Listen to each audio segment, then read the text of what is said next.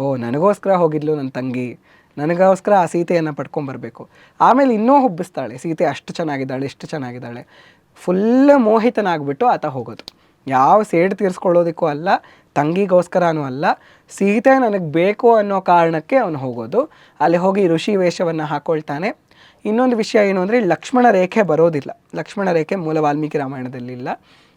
ಹಾಗೆ ಆತ ಹೋಗಿ ಕೂತ್ಕೊಳ್ತಾನೆ. ಆಕೆ ಎಲ್ಲ ಫಲವನ್ನೆಲ್ಲ ಕೊಟ್ಟು ಅವನ ಸತ್ಕಾರವನ್ನು ಮಾಡ್ತಿರ್ತಾಳೆ.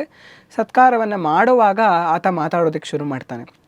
ಮೊದಲು ಈಕೆಯ ಬಗ್ಗೆ ಎಲ್ಲ ಕೇಳ್ಕೊಳ್ತಾನೆ. ಈಕೆ ರಾಮ ಲಕ್ಷ್ಮಣರು ಬರಲಿ ಅಂತ ಕಾಯ್ತಿರ್ತಾಳೆ.